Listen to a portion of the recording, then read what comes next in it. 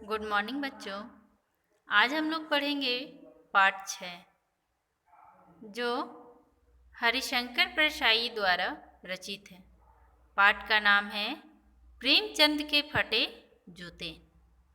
तो आइए सबसे पहले हम लोग हरिशंकर परशाई जी का जीवन परिचय जानते हैं।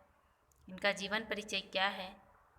तो हरिशंकर परशाई का जन्म सन 1922 में मध्य प्रदेश के होशंगाबाद जिले के जामिनी नामक गांव में हुआ।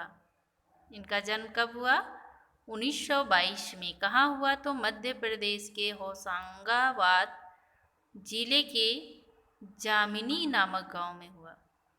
नागपुर विश्वविद्यालय से एमए करने के बाद इन्होंने कुछ दिनों तक अध्यापन किया और सन 1947 के बाद से ये स्वतंत्र लेखन करने लगे। मतलब कुछ दिनों तक ये अपने में अध्ययन करते थे, अध्यापन करते हुए कुछ अपने में ही लिखते थे, लेकिन 1947 से ये पूरी तरह से स्वतंत्र रूप से लिखना शुरू कर दिए।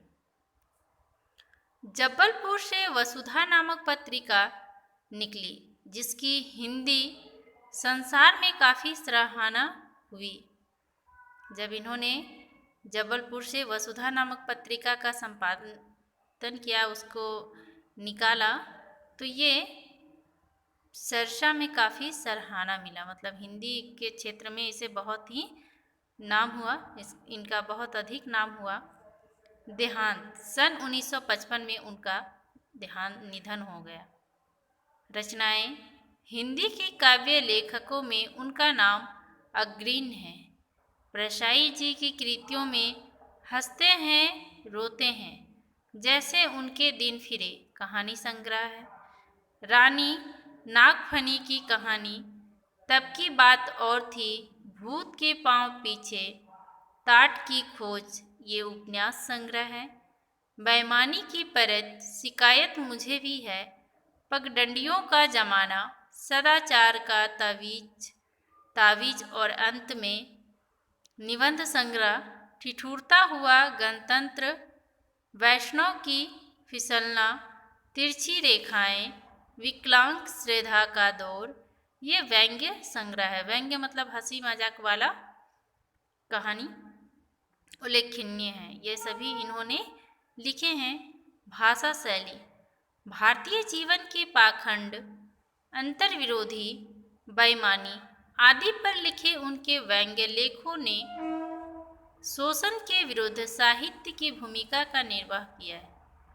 उनका व्यंग्य लेखन परिवर्तन की चेतना उत्पन्न करता है, कोरे हास्य से अलग या व्यंग्य आदर्श के पक्ष में अपनी उपस्थिति दर्ज कराता है। वो जो भी लिखते हैं वो बहुत ही अच्छे तरीके से लिखते हैं और उनमें उनकी भाषा शैली क्या होती है कि जैसे अंतर विरोधी, पाखंड, ये सब जो है यही इनकी लिखने की ये साहित्यिक विषय होता था।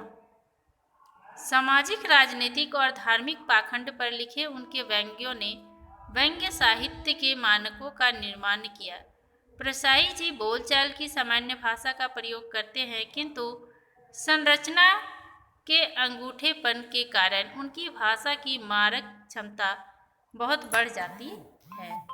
मतलब वो जो भी कुछ लिखते थे वो सामान्य बोलचाल की भाषा में, और अक्सर जो ये लिखते थे वो व्यंग्य मतलब हंसी मजाक के टाइप में जो भी लिखते थे वो ऐसा लिखते थे कि लोग पढ़कर हंसना शुरू कर दें।